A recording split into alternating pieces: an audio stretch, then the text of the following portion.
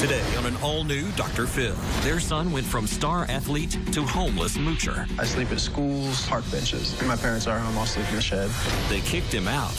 Did you tell your mother, I'm not leaving, you can't get me out of here because I'm bigger than you? I did. Where do you get off doing that? But now, what is it you blame them for? What did they do? they're in for a shock. How can you possibly accuse us of doing that? Let's do it. Have a good show, everybody. Here we go.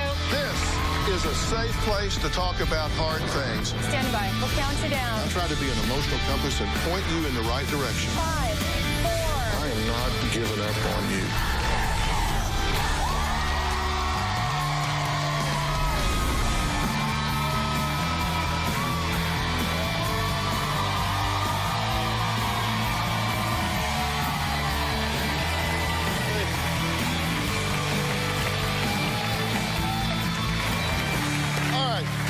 Take a look at this high school student, Ian, who was an accomplished athlete, an honor student with a scholarship to play college basketball. So how did he go from this to being homeless, living on the streets, and sometimes sleeping in this shed just a few years later? What if I told you his parents say being homeless was fundamentally Ian's choice ever since they stopped letting him live off their money? Now, Ian's parents claim they're sick and tired of helping out their once successful son, who they say has turned into an unemployed college dropout who just smokes pot and plays video games. Now, Ian's claims since he can't live at home, he'll just live out on the streets. Ian was a very wonderful child. I was a good student. I did AP. I was an honor roll. I made the presidential list one time. Ian was a great athlete. He loved playing sports. I loved the game of basketball. And I always had dreams of being a professional, but it didn't work out. When Ian went to college, he actually had been using marijuana. I fell in love with smoking. I was smoking every day. My third year of college, I lost motivation to go to college, and I dropped out, and I never went back. We let him move back in our house with the idea that he would figure out what he wanted to do with his life. In the year that Ian lived with us, Ian basically did nothing. He didn't get a job. He would sleep super late. He would be at home playing video games. 3 months ago, we had to kick Ian out of our home. We got a restraining order. I was shocked when they said that. At first, I thought I was being punked. The police showed up and had to remove Ian from our home. Ian tried to come home a couple of times. The very first time that he returned home, my husband and Ian had an argument, and the police had to be called. Ian was arrested. He spent overnight in jail. When I was arrested, I was legally searched. I was not read my Miranda rights. I was being a to the cop because I do know my rights. Ian has been out of the house for roughly 3 months. He started sleeping on the street. This whole situation tears me apart. To see him throw his life away is really, really hard. It's very devastating. I just want to know what happened to that fun-loving kid that I sent off to college. Okay, what did happen in y'all's opinion? He came home from university at Christmas time, and he went back, and I started receiving these weird texts that said, "Mom, you know I'm not gay, right?" And I said, "Okay." And then he'd say that people were watching him, and his professors knew what he was doing all of the time. And sports-wise, how was that going for him? Well, he was in his third year. He no longer played college sports. But according to his friends from college, he stopped going to open gyms. He just sat and played video games and smoked pot all day. Okay. So he was on a scholarship to begin with. For 2 years, yes. Uh-huh. We didn't see a shift until that third year. Okay. Now, you said that he acted weird on a family vacation. This is when it got scary. I mean, to be honest with you, is that we brought him on a trip with us, and you could see that, you know, this looks like Ian, but what he was doing was horrible. I mean, it was schizophrenic is the best way I can describe it. I mean, you're talking personality where he's just sitting there looking off into space and with a big smile on his face, and you're thinking, you know, almost like he was high just for an instant. And then all of a sudden that personality would go away and he would shake it off. And then all of a sudden then he'd be talking to somebody next to him. There's nobody there.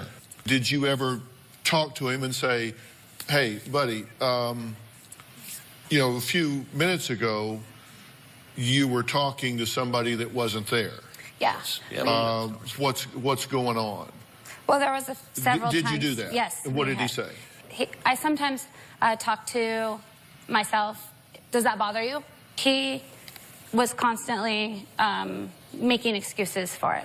In July of 2014, he had a drug test because he was involved in rehab, and he tested positive for marijuana, THC. Correct. But negative for everything else. Yes.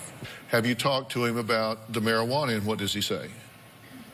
He tells us that it's legal and that he should be able to do what he wants. You basically said, I want you to move out. Yes. He said, I'm not leaving. Yes. You It came can't down to, he told me that, how are you going to make me move? I'm bigger than you. And so we got a restraining order. So now he's living on the street with a knapsack as a pillow and a park bench as a bed. That is, unless he's sneaking back onto the property and sleeping in his parents' shed unbeknownst to them. Since Ian's been kicked out, I'm not sure how Ian spends his day. I spend my days at the library, riding the bus. My days sleeping also, just sort of passing the time. This is my pack. I keep a pair of pants, got a jacket, keep my winter coat with me. The streets are cold out here. I see him on the street. He's looking for a bus. I sleep at schools, stadiums, park benches, anywhere I can find. I saw him one morning sleeping on a bench in the park close by our home. I couldn't help him. He looked all alone. The streets are tough out here. I wouldn't recommend this lifestyle for anyone, truthfully. When my parents are home, I'll sleep in the shed. I come in here and sleep. When it's raining, I don't tell them. I try to stay away from it during the day. It's usually just like a halfway house. It sucks, but it's a lot better than sleeping on concrete.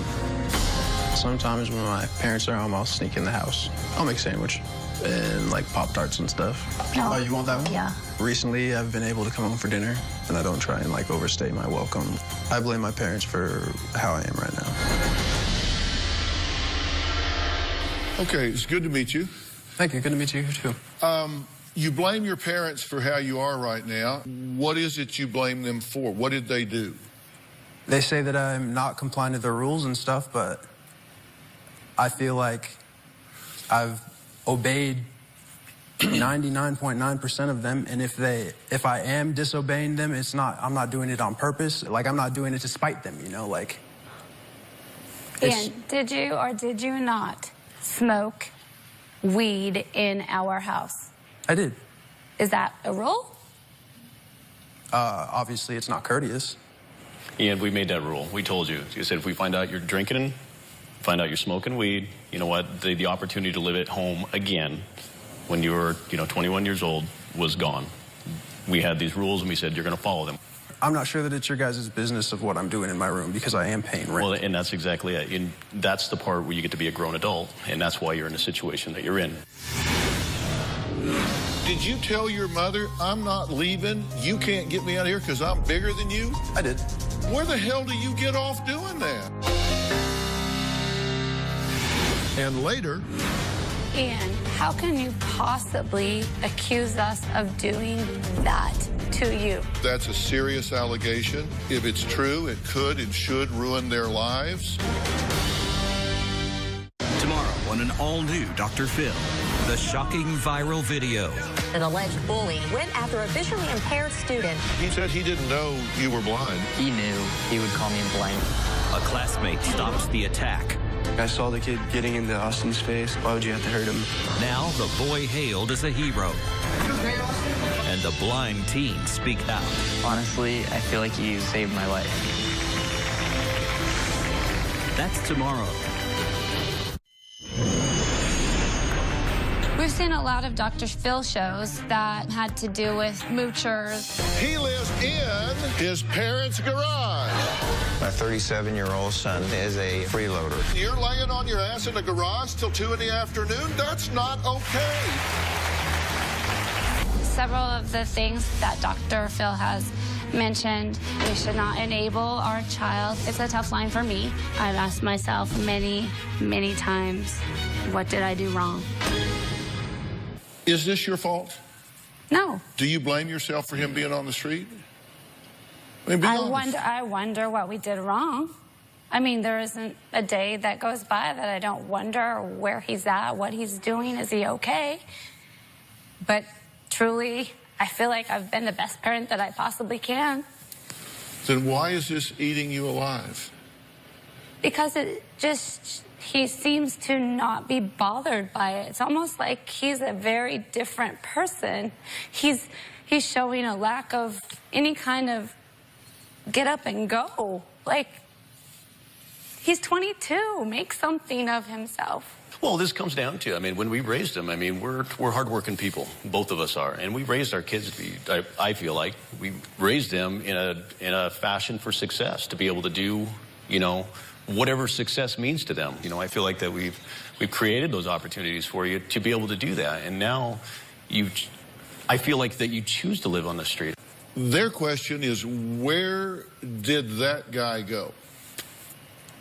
And my answer is to jail, to the streets. Okay, and this was way... I'm never calling the cops on my own son. I'm never sending my own son to the streets to live outside. Okay, hold on, Ian. I'm never going to do a lot of the things that they do, but they are my parents, and I do respect that. Did you tell your mother, I'm not leaving, you can't get me out of here because I'm bigger than you? I did. Where the hell do you get off doing that? And I agree, but... Who do you think you are to tell somebody in their own home, Doctor, you can't get me out of here? I would never lay a hand on my mother. Like I said, through the whole process, thought I was being punked. And what made that okay with you to say that to her? I mean, I've been with this woman through everything. I felt like I was being attacked, low-key. Like, I don't know, I feel like I have a certain set of rights, and they weren't being given to me, you know? So you felt like you were entitled to be there. This is your house, too. Well, in my defense, I do pay rent. You didn't pay rent the last month and a half that you were staying at our house. I was evicted June 12th, which is, you're supposed to get at an establishment where you're paying rent. We didn't have a contract. You are supposed to get 14 days notice if they're going to evict you. So why would I pay rent at a place where I know I'm going to get evicted in 14 days? This didn't happen over a 2-week period. You know what? The final straw, when we said, you know what, Ian, it's done. You got 2 weeks, make it happen, because there's no screwing around this time. We gave you... And they also tried to kick me out before that. 3 months in the process. Say, hey, Ian, it's time for you to, you know, you want to do your own things. It's everything from doing dishes to doing chores around the house to getting a job. I mean, everything is just like, everything is like, I'll do it in my timeline. And when you get questioned on it, you remember me questioning you on something? It's like, okay, Ian, you know, you don't have a job yet. You've been looking for a job? Yep, been looking for a job. How much time you spend in that? None of your business. That's not... No, that is not a lie. You told me that. No, I didn't. Ian, talking about this stuff, I am not lying on TV, Ian. Okay. Well, I looked at the police report, and here's what they wrote down. I arrived and saw Ian riding his skateboard in the driveway at David's residence. I detained Ian, cuffing him and placing him in the back of my patrol truck. I talked to David and Rachel. Ian had not been in the house and had not caused any disturbance. They both wanted to press charges for violation of the protection order. I talked to Ian. He said he had been served a court order, but he said he didn't think it was real. He appeared to be under the influence of something or slightly mentally ill. Now, this is when they picked you up on the 18th of June. Were you high when they picked you up? No, sir. All right, so what's really going on with Ian? Is he just enjoying the extended summer vacation? Or is something really wrong? His parents are saying, why is it okay with him? His parents think he may actually be suffering some type of PTSD after experiencing some kind of traumatic abuse. They're just full of questions. They don't know. We'll talk about this, and maybe Ian can shed some light on all of this when we come back.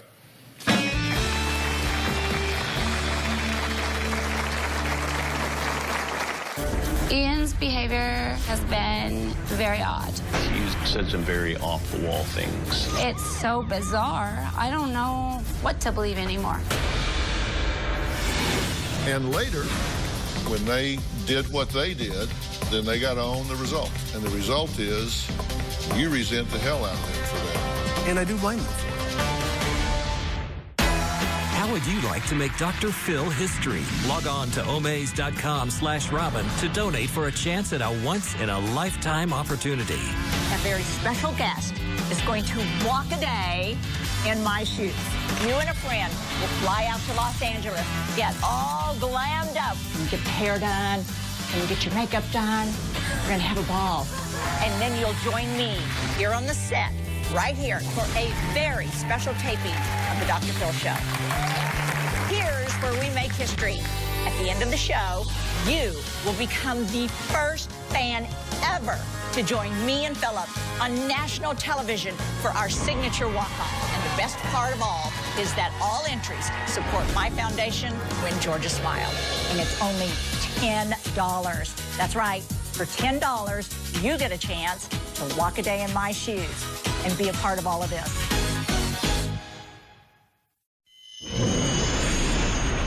My husband and I are very conservative. I don't drink, don't smoke, don't do drugs, don't swear. My family is very strict. We have rules in our home that our children must obey.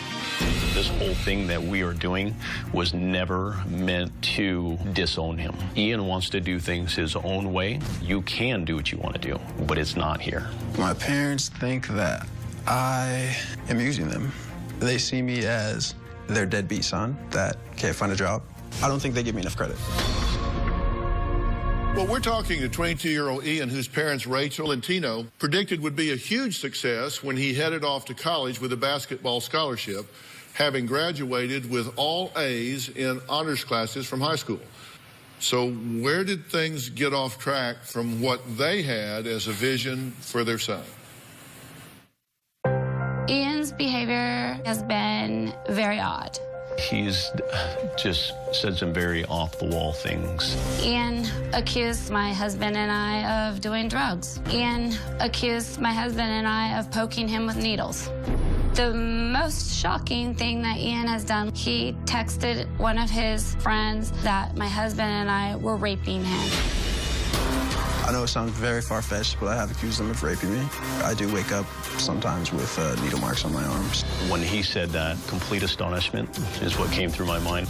That was just preposterous. I have no idea where he would even come up with that. I am gang-related, so I know what drugs do to you.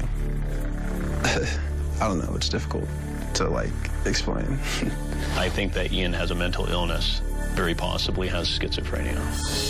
I think that it's out of their hands now. I think that I'm in the system, and it's a system that is designed to fail. It's a trap. Young black males are either dead or in jail. Having to deal with all of this is a nightmare. It's so bizarre. I don't know what to believe anymore. You said that your parents drugged you and raped you. Like I said, it is very far-fetched. So as far as the accusation, I'll own it and saying that, yes, I have. You have what? I have accused them of doing so. Ian, how can you possibly accuse us of doing that to you? That's a serious allegation. If it's true, it could and should ruin their lives. It's either a serious allegation or it's definitely slander, one of the two. There's no middle ground here. Absolutely. So you truly believe that this is a possibility? Yes. And what's your basis for believing that it could have happened? What do you point to? You said you found needle marks? I have. Where were the needle marks? on my abdomen, on my forearms. I've had a few like right on my artery, like right here. Like, did you get photo evidence of that? Did you have them? Well, I wasn't aware that we were going to be talking about this, but no, I didn't. Do you have needle marks today? If I do, I'm not looking for them anymore. You guys have pretty much ruled it out and made me look stupid for even accusing you, so. I mean, if you seriously think that you got raped, you should be seeing a psychologist. You should be seeing a doctor and saying, hey, you know what? I think this is happening. Check me out. And I have. I did take a mental health evaluation, and it did come back negative. Oh, I didn't know they could be positive or negative. Truthfully. However, but I did take. You say that they may have raped you, drugged you, and raped you. They may have.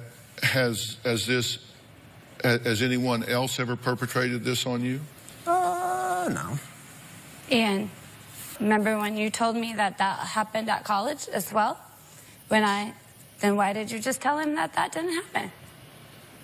Because I'm trying to prove a point here. That you guys changed your story on everything. Did you tell them you'd been raped in college? As a man, I believe that it is something that you should try and overcome. Like I said, I am gang related. I'm not going to get into it on TV. I have been around the life. I've been around drugs. But you're in a gang? Yes, I have been in a gang. Okay. And did you tell your mother that you had raped others?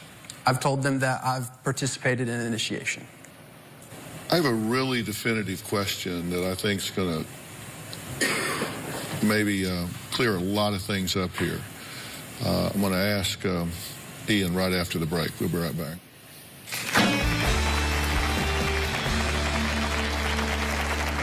Thursday on an all-new Dr. Phill. Oprah Winfrey! Oprah is back. How y'all doing? Her new life. I'm cleaning out my office in Chicago. I'm still letting go. Her new passions. You've changed a lot. So why did you stop this? Her new series. This is the biggest human event on Earth. You hear about love stories, but this is a love story. Okay, I'm going to cry over that. That's Thursday.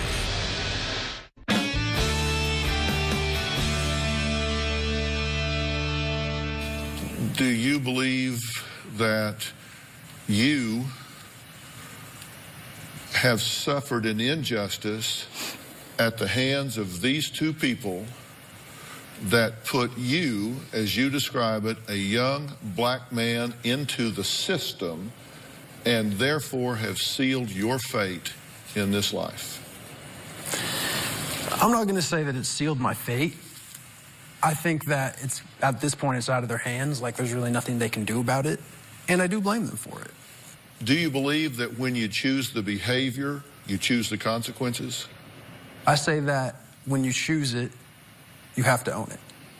When they did what they did, they chose to put you out using the law, then they got to own the result.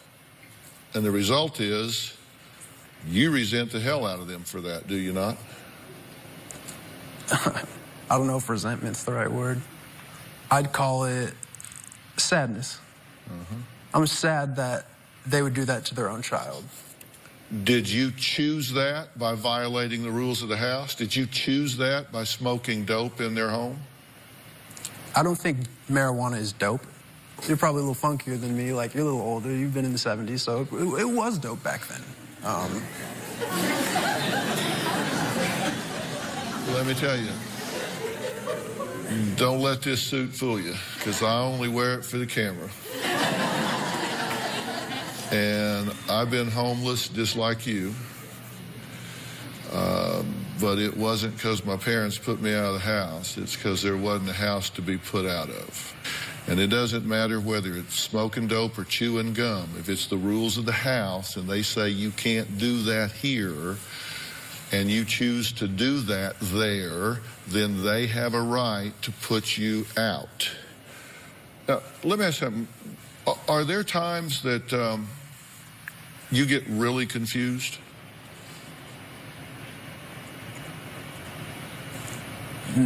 Not really, no. Are there times that you're talking to yourself or someone else and you're not situationally aware? I'll own that, yeah. I do. I don't necessarily think that's a bad thing. I'm not passing judgment. I'm just asking about facts. As far as someone telling me that how I handle my brain is wrong, like, who are you to say that? Especially when I know for a fact that I'm smarter than the man that has been saying this, like, and most geniuses are crazy, like, you know that, right? A lot of geniuses are drug addicts too. Do you ever consider yourself suspicious, defensive, or paranoid? Absolutely, defensive beyond all recognition, because I've never been able to verbally defend myself against my parents. Do you think it was jumping to a conclusion when I asked you if you were sometimes disoriented and you responded defensively and suspiciously and in a paranoid fashion? Is that what you're accusing me of? I'm asking you if... Because you responded by saying, you know, you're going to tell me what to do with my brain. You're not going to... All I ask is if you sometimes were disoriented. No. Okay. What would you consider your biggest achievement so far in your life? My degree, probably. What would you consider your biggest failure? Never thought I'd go to jail. And what is your biggest fear? That I'll never be able to see my sisters again. Well, Rachel wanted Ian to take a drug test, and he agreed. The results after the break.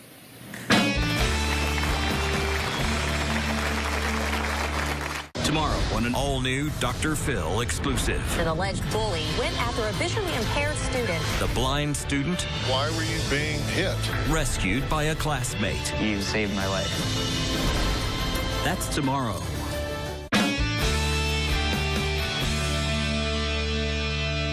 Rachel very much wanted Ian to take a drug test. Because your theory is he might be on something like weird.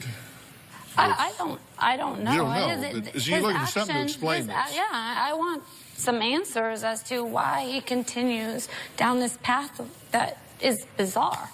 Are you on some kind of drugs? Nothing that can't be prescribed by a doctor. Like what?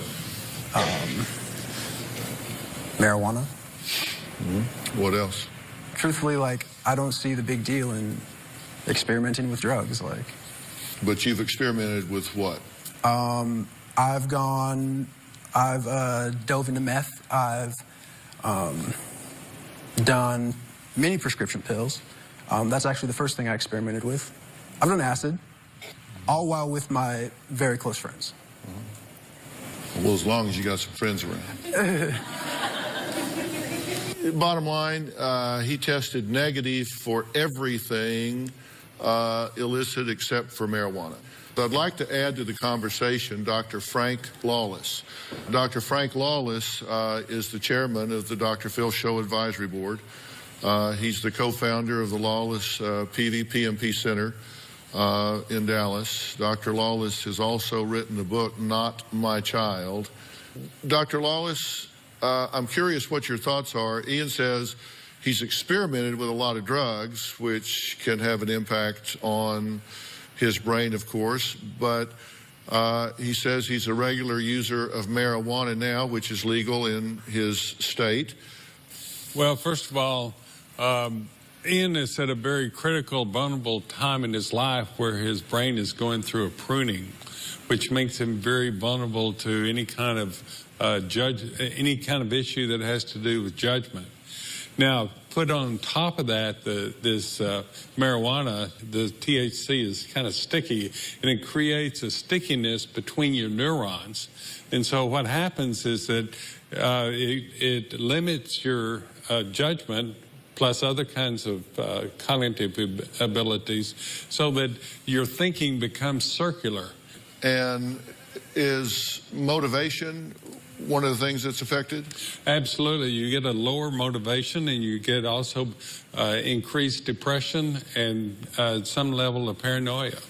Can you see major shifts in personality? Well, what you often see is this lack of empathy. What Dr. Lawless is talking about is when the brain is in this pruning phase, particularly for some people, that with marijuana use, not even regular or heavy marijuana use, it can create real neurological disruption. And if it continues through the pruning process, where it gets to the static phase, usually at age 25, then that damage becomes irreparable, correct? That's correct. And at this point, all we know is that, Ian, you have started to live your life differently, and I'm not saying that the reasons are one-dimensional, but you've said, my life isn't working. A really good theory is that you're having a bad reaction to the marijuana use at a neurological level in terms of reasoning, in terms of motivation, in terms of emotionality. But it's something that, based on research, you have to consider. You two are the doctors, and I will consider it.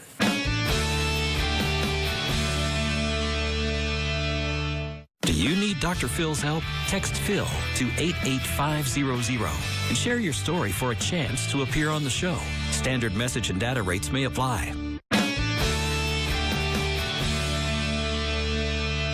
Your situation is not because they got a TRO to get you out of the house. You are where you are because of the choices you've made. The point is, this is your life. You're the one who needs to put it the way you want it.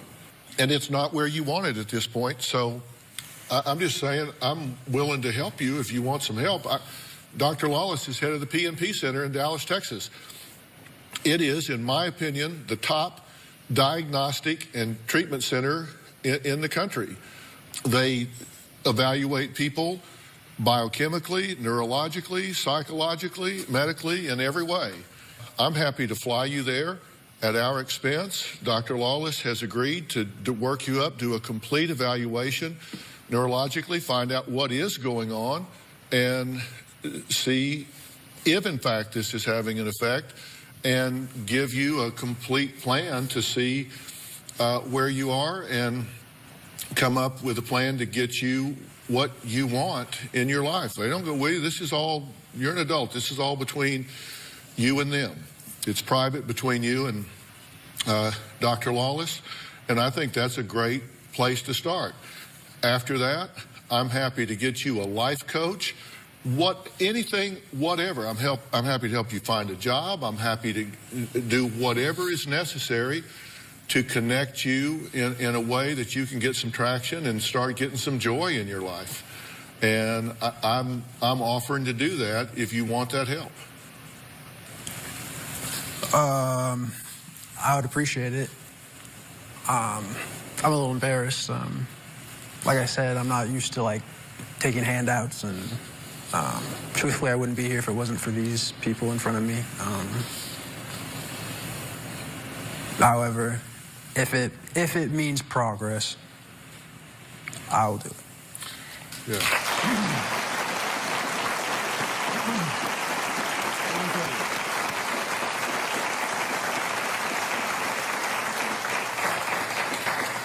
I've got two sons, and one of them's about your age, and I would hope if he was off somewhere and was in a similar situation, I would pray to God above that somebody would step up and help him out if he needed it. Yeah. And I'm doing with you what I hope somebody would do with him if he was in a similar situation. And like I say, I'm not doing it to you, I'm doing it with you. Yeah. You know, let me be a friend here. Let me help you out, okay? Appreciate it. Next, a young woman with devastating news that she thought could find her out of work and struggling. Ready to get real? Go to drphil.com for advice on relationships, parenting, finances, and more. Plus, weigh in on your favorite episodes, share your stories, and find support in the Dr. Phil community. When you sign up for the community, you will automatically be subscribed to the Dr. Phil Show newsletter. Log on to drphil.com today. Imagine waking up and scratching under your arm, but noticing a little something. You think it's a little nothing, but the doctor says it's a big something, the big C. That's what happened to my next guest, Dana. I was 27 at the time. I was healthy. I didn't understand what having breast cancer meant and what that was really going to mean for the rest of my life. It was horribly surreal. My family and friends, we were just completely shocked. The good news is that we caught it very early. I attacked my treatment and my cancer like a bull. I decided to do a double mastectomy because of the aggressive nature of my cancer. This was the day of surgery, day of the mastectomy. I don't know why I let you guys take any pictures of me. As soon as I healed after my surgery, I was immediately into my chemotherapy regime. I knew that I was going to be in and out of the office a lot. I sat down in a room full of coworkers who are all women, and I just had to tell them that, you know, I was diagnosed with breast cancer. My company that I worked for was extremely supportive. They were really there for me throughout the entire treatment and allowed me to leave for my tests and come back or work from home. When I was able to go to work, I was able to forget about my cancer for just a moment and continue on with this life I had before cancer, which was a big deal to me. I've come out the other end, and it's made me a better person. I'm sitting here 5 years out, feeling good. Running a business is crazy to me because I wasn't sure I would get here. Well, Dana is here with us, and also joining us is our good friend, Dr. Frieda Lewis Hall, Chief Medical Officer of Pfizer. We just love having you here, so welcome back to the show. I love being here. So, Dana, I'm glad you're here. One of the things you had to go through, and having worked with the oncology population a lot in my career when I was in practice, people say they often deal with awkwardness about it because people don't know, do they bring it up? Do they not bring it up? What do they say? People felt awkward around you, right? Yeah, I don't know if people know what to say. I've heard many things of, you know, oh, I'm so sorry, honey, you're just so young. And even weirder things of, oh, I'm so sorry, you know, my aunt or whoever had breast cancer and she didn't make it. And to hear something like that from, you know, a friend or a stranger is really difficult when you've just been diagnosed. Yeah, and people don't know. People don't. I mean, what do you say when you receive news like this, especially in a workplace, for example, where it's not close friends and family? It's so awkward, and everyone wants to be helpful. We were talking earlier. So many people have challenges with this that there's information out there that's available, like on cancerandcareers.org. There are great tips on how do you figure out saying something that is authentic, heartfelt, helpful, and not hurtful. So what to say and maybe mostly what not to say. Yeah. There was a recent survey on just that. It was commissioned by Pfizer and an organization that I just mentioned, Cancer and Careers. And in that survey, 77% of working women that were surveyed with breast cancer said that they found work to really help support their recovery.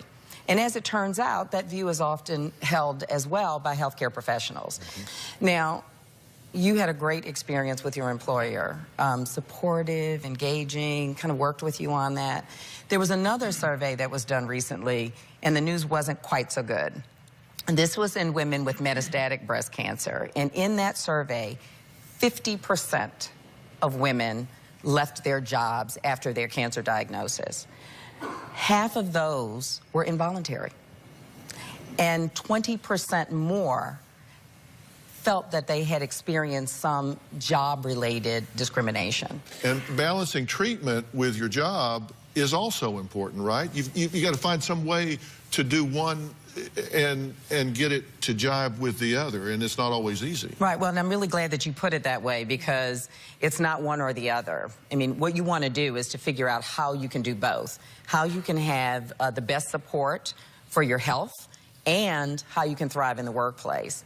And there are lots of things that you can do to do that. First of all, a really good conversation with your doctor or healthcare provider to find out, what does my diagnosis and treatment mean to my work? And what might my work mean to my diagnosis and my treatment?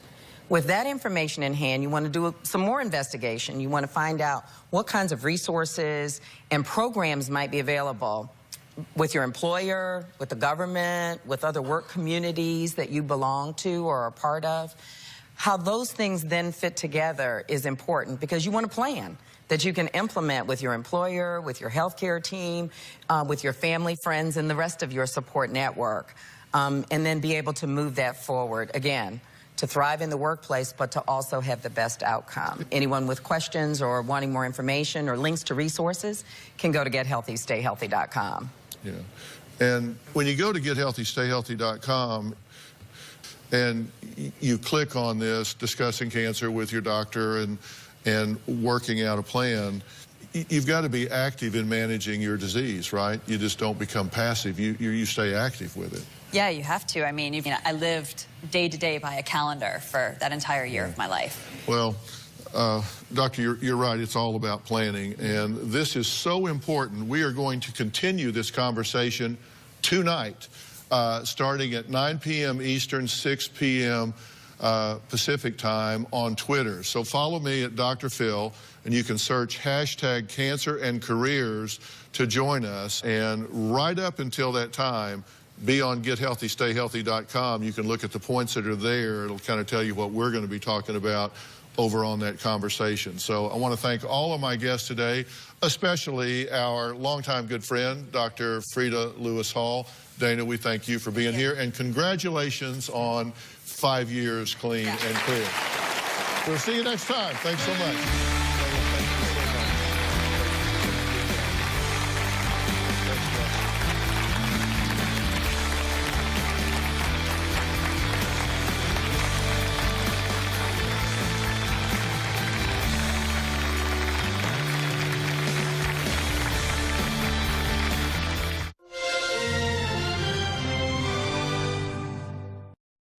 Today on Dr. Phill, she loves her new body.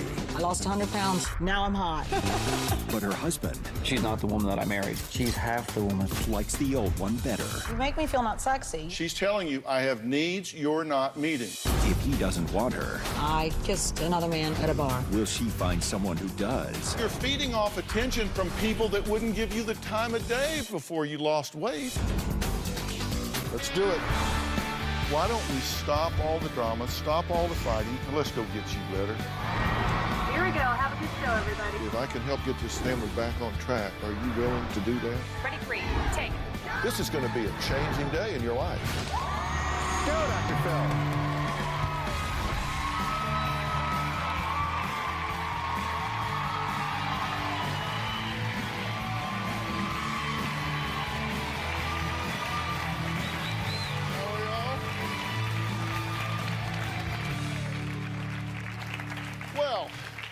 We are a nation in search of the perfect body. Well, here I am. Search is over. Well, maybe not, maybe not. People want toned abs, legs, arms. Everyone wants to be younger, thinner, and hotter, right? Well, my first guest, Julie, says she knows all about that. She lost 100 pounds 2 times, all right? Here she is when she weighed 280 pounds. And here she is today at 129. Now, you'd think her husband would be over the moon about his wife's hot new body. Well, not so much. He actually prefers her with what he calls a little more meat on her bones. Now, Julie says she loves the attention her smoking hot new body is getting. She says it's her husband, David, that's got the problem. Take a look. It is a skinny world. People treat you completely differently than they do when you're fat. As a child, I was heavy, and I've always been big. At my heaviest, I was 280 pounds.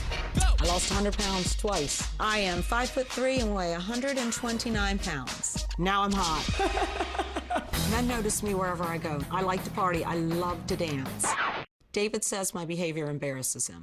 Julie is totally into being the vanity girl. She wants everyone to look at her. She dresses slutty. She says, I'm the hottest thing since sliced bread, blah, blah, blah. David thinks the way I dress is slutty, but I think it looks hot. He thinks I'm too old to act like I'm in my 20s. I am vivacious, and he is absolutely pulseless. I need a lot more va-va-voom. I am begging him to have sex with me. When Julie was bigger, it was, don't touch me. Now it's, how come you don't ever touch me? He's a cop, he carries a gun, you think he'd be more aggressive.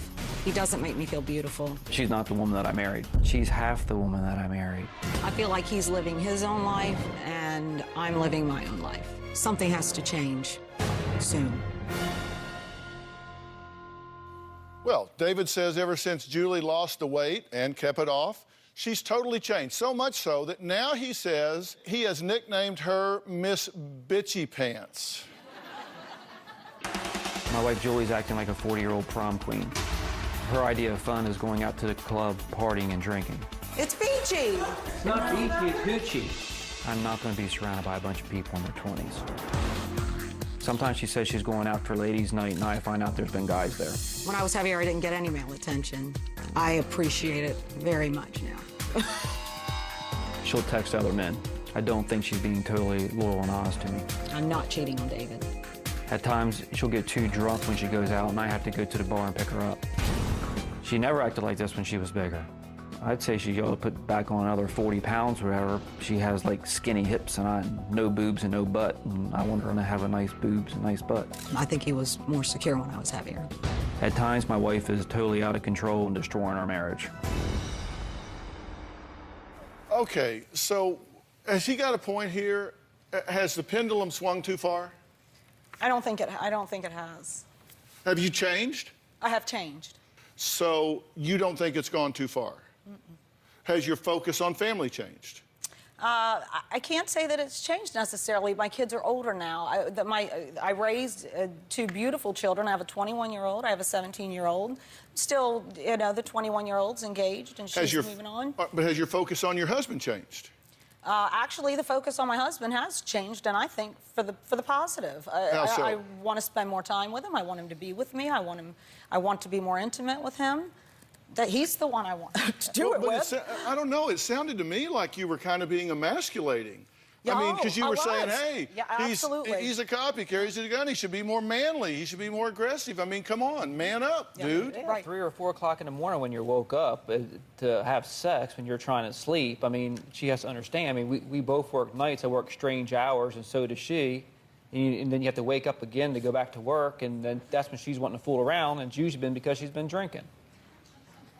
Okay, so you come home drunk. Well, no. And you want... Not all the time. No, I do it sober. I'll do it however you want me to. I just want to do it. That's it. That's it. However you want. Okay, so I get that. Thank you. All right. I'll get to that in a minute, but let's talk about his situation. You're saying she comes home drunk at 3 in the morning, wakes you up, and wants to go, woo! No, she'll be at home. Or she could have been out. But it seems like when she wants to really have sex is after she's been drinking or whatever. Are you drinking too much? At times, probably. Yeah. How about yesterday? Yes. Yeah. Probably. You drank too much yesterday? Yes. I didn't plan on drinking too much yesterday. Because yesterday, you got here, right? Right. And at 2:30. I get these reports. We track you guys all around. At 2:30, you guys went to like lunch or something, and you drank a lot. Well, doctor, in my defense, Dr. Phill, it was a never-ending mimosa for $10, and I only had a half an hour left. 30 minutes. And I'm cheap, and I need to get my money's worth. Well, you got your money's worth, apparently. Thank you. Yes, I did. Because it was Bellinis or mimosas? It was Bellinis. Yeah. Yes. Because you apparently drank so many you forgot what it was. Yes. Because it was Bellinis. Bellinis. At lunch, yes, and so your behavior got pretty aggressive.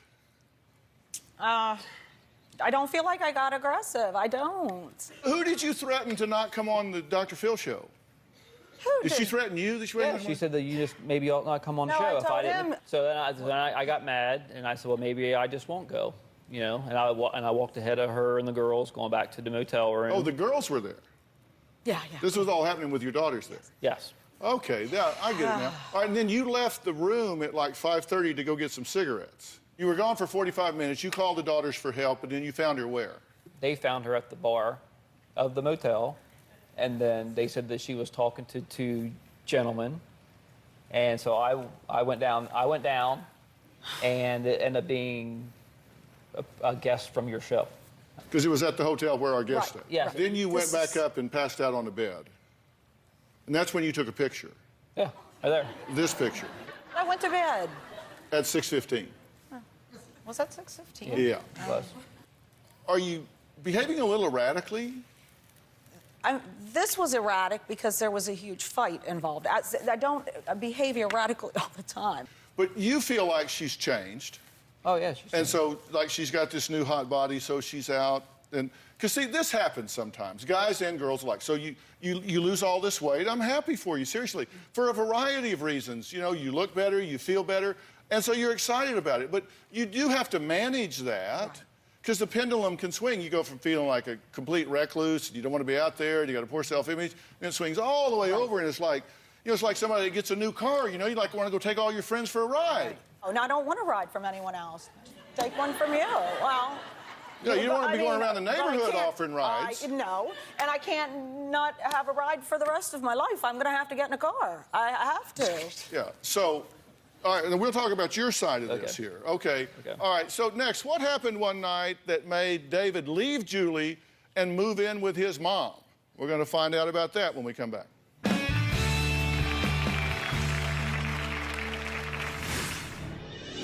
I was out with a group of friends, was drinking. A gentleman that I knew came up and asked me if I wanted to dance.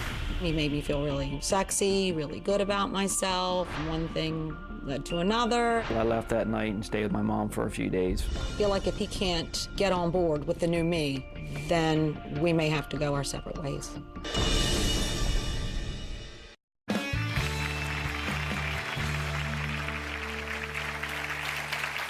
Julie says that she's lost 100 pounds, not once, but twice, and that gaining back 60 pounds was horrifying. She did not like that. Now she says her energy and libido are through the roof. Her husband, David, says that he just can't keep up. I cannot be in a sexless marriage. Julie has become more sexual since she has lost the weight. Now, I want sex on demand. I have had to take testosterone just to keep up with her. I expect his libido to be high enough to keep up with me. 2 weeks ago, I was trying to watch the season finale of Sons of Anarchy. 15 minutes to go, and she comes into the bedroom and wants to have sex. And he said no because the Sons of Anarchy is on. And I said, really? Because it's on demand. I need sex on demand. She got mad because I didn't want to have sex and told me that somebody else would want to have her. She says, like, you don't want any of this, that? I got men who would take it easily, you know? I said, if you don't want it, I'm sure I can find somebody that does. I said, good luck with that. David doesn't have one romantic bone in his body. None, not at all. When I was initiating sex, again, I said, come on, I want you to go have sex with me. He responded by saying, do you want me to drive my Jimmy Johnson into your garage? Done. That's turn off. No, I don't. Garage door closed. Here's the good news. She is focused on you. She's saying, I want attention from you, my husband. She's saying she wants attention from you. She's telling you, I have needs you're not meeting. Do you really resent the fact that she's parading around for everybody else? Yes. Okay, I don't so like as that. long as she's parading around for everybody else, you resent her. Yeah, I don't like that at all. If she's parading around for me, that's one thing. I am parading around for you. Yeah, but everybody else too at the same time. You make me feel not sexy. You don't want her dressing provocatively and going out. Correct. You don't want her strutting her stuff because you think she is feeding off attention from men. Exactly. And if she wasn't doing that and you thought, you know, this is for me, I'd feel great. Okay, this is the David show. This is for me, then you would feel differently about it. I'd feel 100% different. 100% different. 100% different. Okay, but at this point, you think she's just strutting her stuff for all of these men, and I resent that. Right. Do you get that? I get that, but his view of strutting... Well, y'all say butt a lot. Right now. Both of you say Yeah. butt a lot. Yeah, I get you. Because I think I'm making a lot of sense here, but y'all just don't want to hear that. You just want to say but. Your husband is saying, I don't like the fact that you're dressing provocatively and going out there and feeding off the attention of men, because although you may not be doing anything, that's one step away from doing something. First, it's the attention, then it's one step further, then it's one step further. I mean, how far is it going to go? Julie told us right before the show that she could get 1,000 men to fill her dance card, right? Absolutely. But it was just one man and one dance that sent David over the edge. I said it's one step away. This was 6 months ago when Julie was out socializing and drinking at what David calls a meat market bar. Take a look at what happened. About 6 months ago, I kissed another man at a bar. I was out with a group of friends, I was drinking. A gentleman that I knew came up and asked me if I wanted to dance. He made me feel really sexy, really good about myself. One thing led to another, and we were kissing on the dance floor. Unfortunately, one of David's coworkers was there. And a friend of mine called me and let me know what happened. I waited 2 weeks before I confronted her. He told me, I can't do this anymore, I need to be alone. I left that night and stayed with my mom for a few days. I begged him to come home, and he finally did. After 21 years, I didn't want to throw my marriage away. She promised that she'd change her ways, but she's still acting the same way that she was. We talked about divorce 6 months ago. She's getting more and more flirtatious, and her sexual appetite's going through the roof. I honestly don't think the kissing thing was a huge deal. I feel like if he can't get on board with the new me, then we may have to go our separate ways. Okay. Does he have a point? Mm-hmm. You said you were invisible for all of these years. Mm-hmm. Does it bother you that the same people that looked right through you and didn't see you wouldn't give you the time of day, wouldn't kiss you on the dance floor, and certainly wouldn't ask you to sit on their lap, are the very ones that are giving you attention now? Have you ever thought about that? They wouldn't give you the time of day before.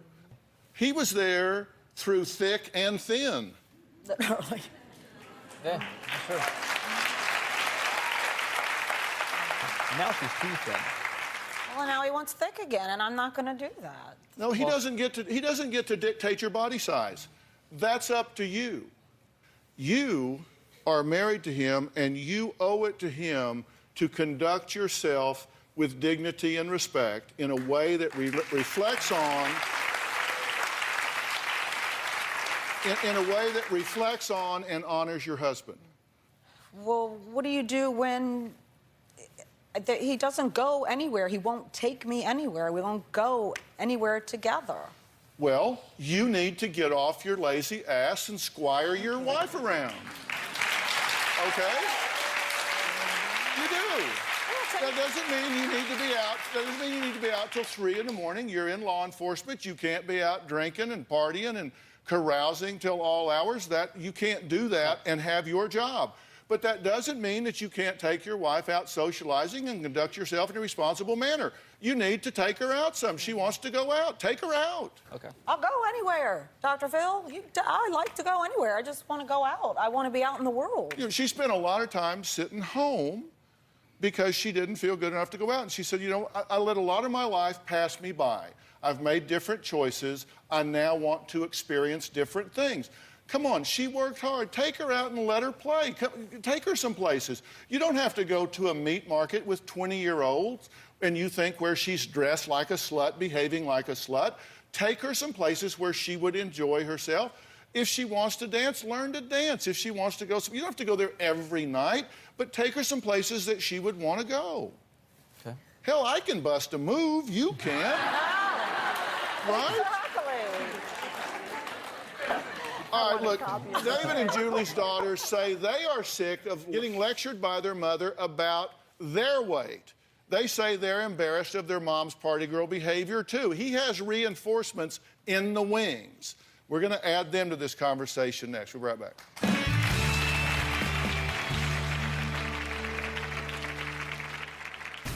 My mom dressing and acting the way she does makes me very irritated. She wears low-cut blouses, short skirts, short dresses, high heels. She talks about weight loss nonstop. My mom says, "Are you really gonna eat that, Gabrielle?" I feel like my mom looks down on me because of my weight. My mom dresses like she's 21. She wears low-cut blouses, short skirts, short dresses, high heels. It's slutty. When my mom does go out and party, when picking her up from the bar, because she can't drive herself home. My mom never drank before. She was skinny. The last time she went out, she got trashed. I feel like she definitely has more fun with her friends over spending time with her family. Do I think she is now cheating on my dad? No. Do I think that she has? Yes. She talks about weight loss nonstop.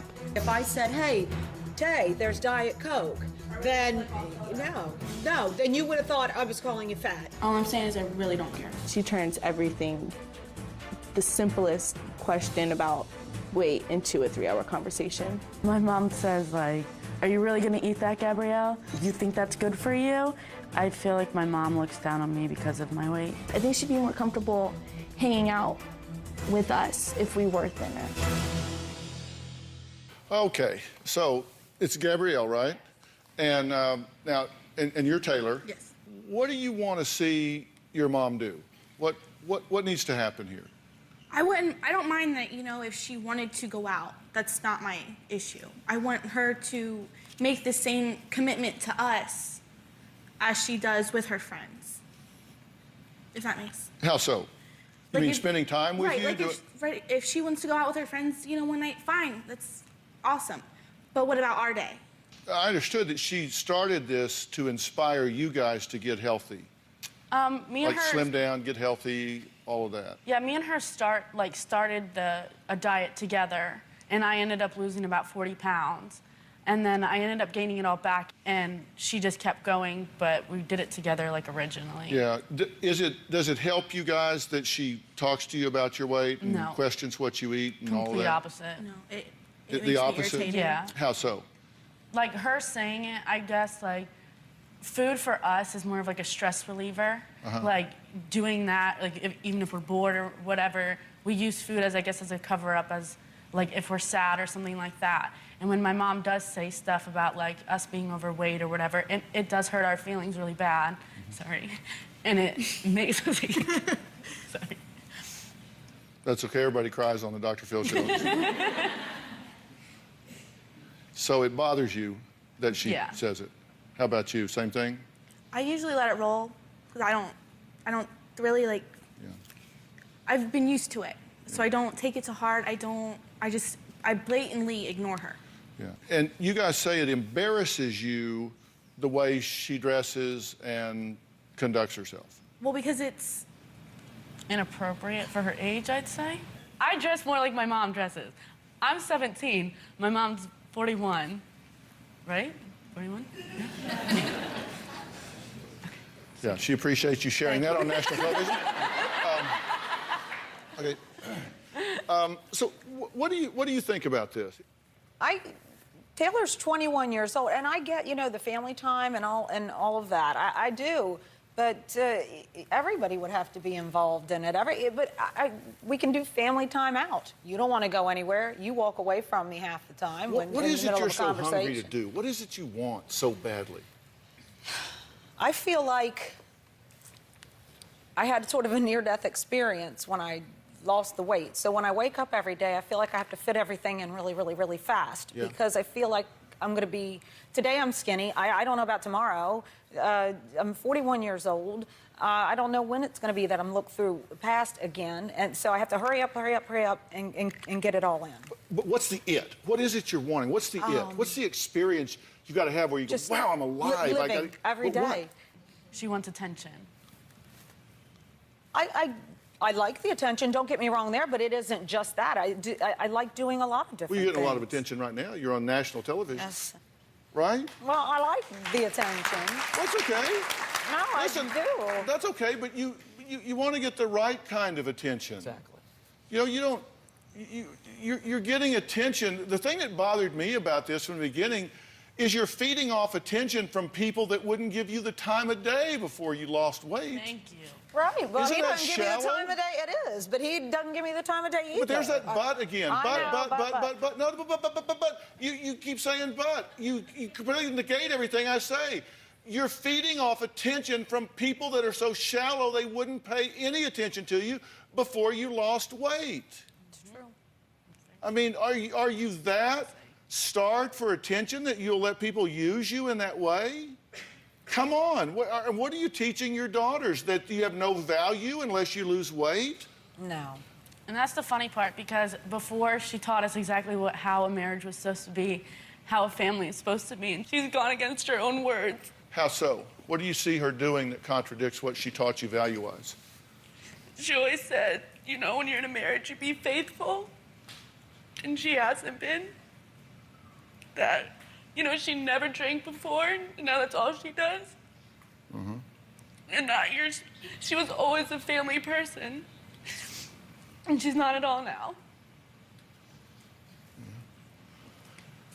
Well, there's some attention.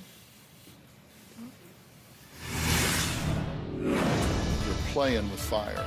And then what was fun in games can get real ugly real quick.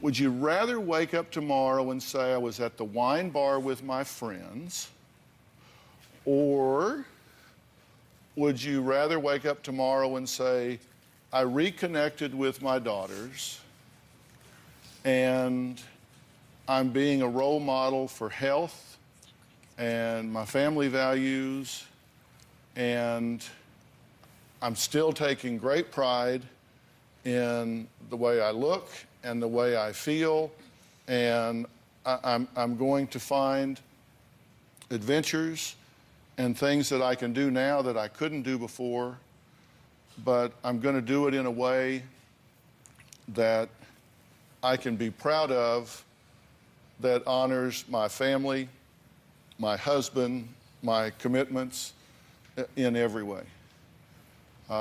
Because it seems to me that what you are becoming infatuated with now, if we're just going to be completely bold, and I think it is that, I think it is infatuation, because I disagree with your husband's fears and your daughter's speculation.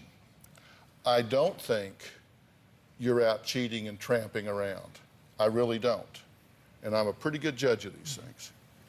But I think you're infatuated with male attention because you never had it. But I'm going to tell you something, you're playing with fire. You're playing with fire because you're going to flirt around with the wrong old boy that resents being teased, and you're going to wind up in the wrong place at the wrong time to somebody that doesn't understand, no, I was just kind of kidding around.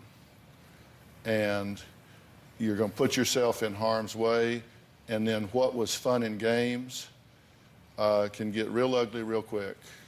And you need to make that decision and say, I'm going to manage this in a good way. And my husband resents the fact that I'm out strutting away. My daughters are embarrassed by the fact that I'm out strutting around and not being the mother that has been such a terrific role model that has raised two delightful daughters. You know, don't let them lose their mother here and their compass. You know, be their compass here and reconnect with him. And look, she was easy to partner because she sat at home, you know, like another piece of furniture. And then all of a sudden her energy is back and she's saying, hey, I'm higher maintenance. You got to do more with me now. So power up, man.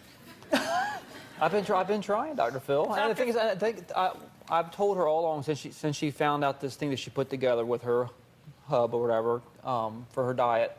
It's been like all these people have called in about her, you know, talked about her, blah, blah, blah, blah, blah. And she's helped a whole lot of people. And I've told her she's proud of that. But the problem is she doesn't She doesn't continue by... Well, that's where I feel like we could connect. Do I look like I was looking for excuses? No, sir. Okay. Okay. Here's what I'm looking for.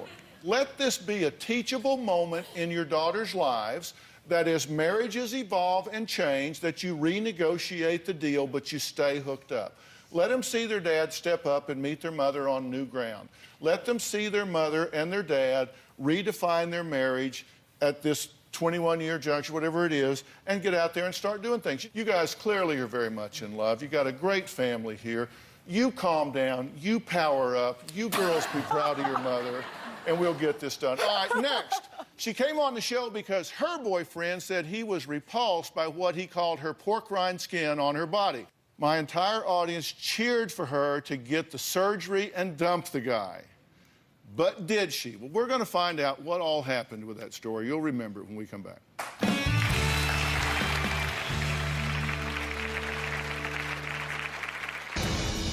Dawn's skin looks like a giant pork rind wrapped around her stomach. And when I see her skin, put some clothes back on. Your self-esteem is really compromised, that you're willing to take that.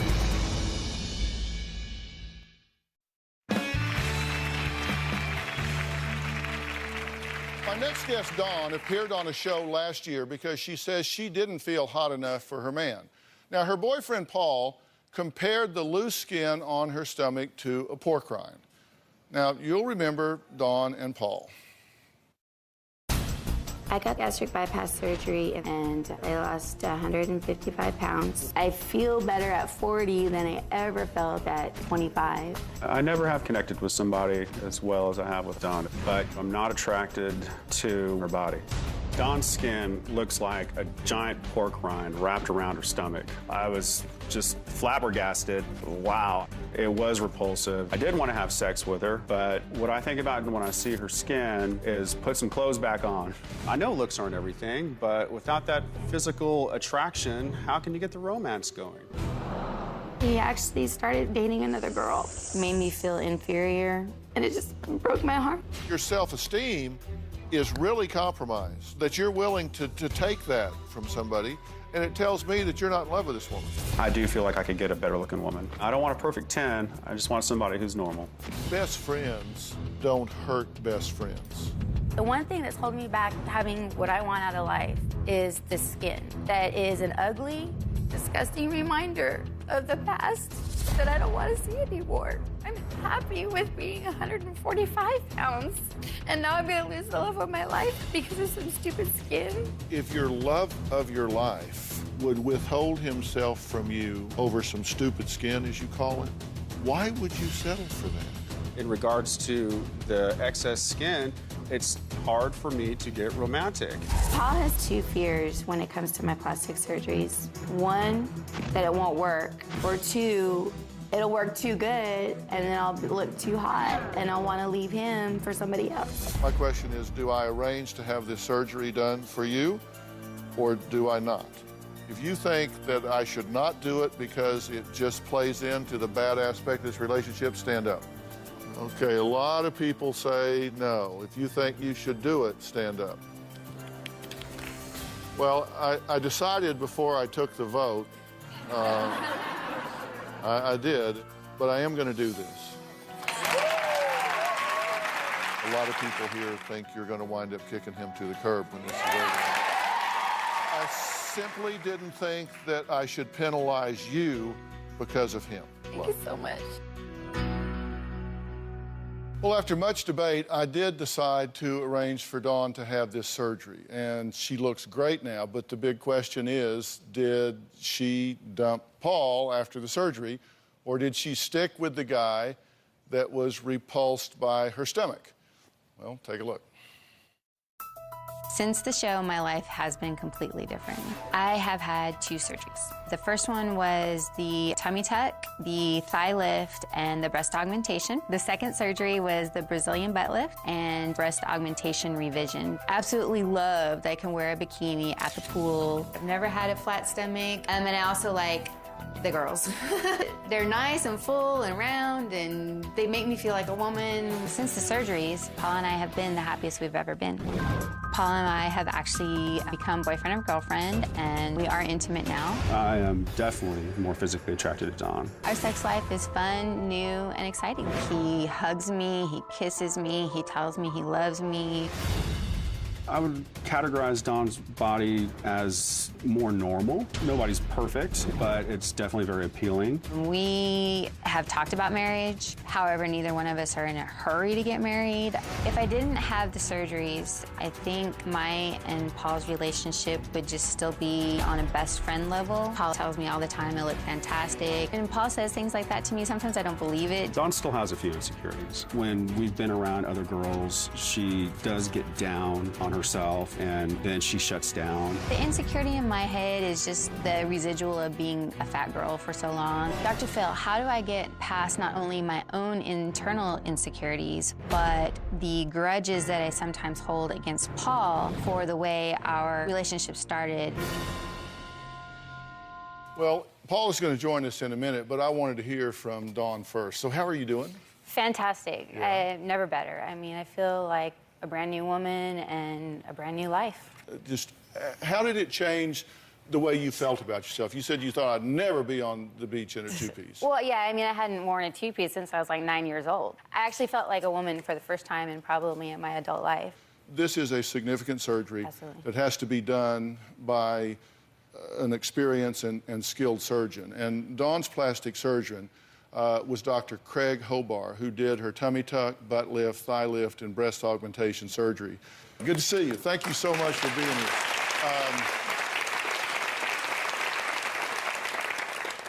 You are a sculptor. Wow.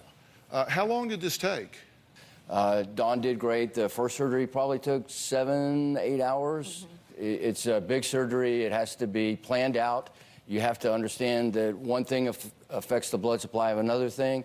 I was flattered that Dawn wanted me to do the surgery, and I really felt that Dawn was the best possible patient. She had put in so much hard work of it on her own, and she truly had a problem that she could not get rid of. And that's the good partnership to have when you're doing plastic surgery. Well, the last time Dawn's boyfriend was here, my audience booed him. Next, let's hear what Paul has to say about Dawn and her new body. We'll be right back.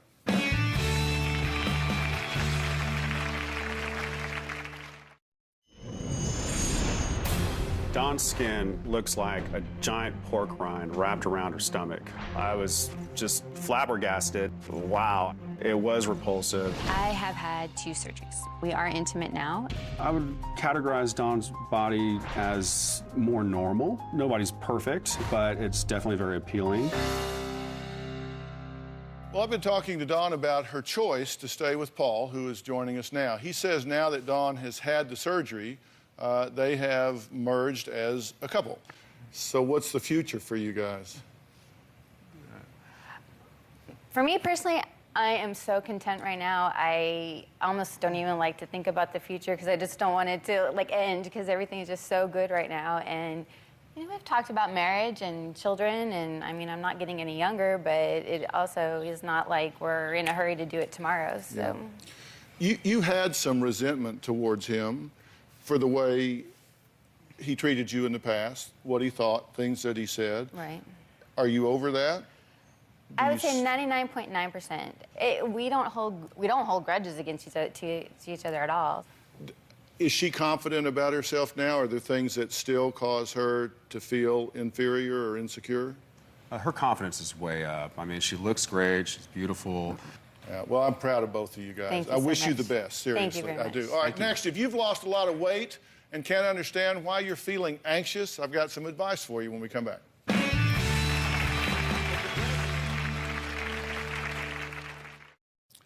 Look, I know that a lot of people want to lose weight, and they sometimes think, look, this is going to fix your life. And if you thought, look, this is going to solve all of my problems, eliminate my insecurities, you probably found out the hard way that fixing the wrapper doesn't always fix the contents.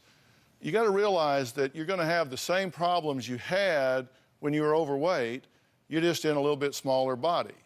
So you got to understand that while it's important to manage your weight, it's just as crucial that you manage the inside as well. So you really have to take some time while you're losing that weight to say, what's my internal dialogue? What am I really wrestling with in terms of my insecurities?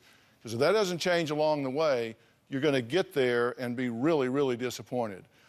A really big thanks to Dr. Craig Hobar, who performed multiple surgeries on Dawn.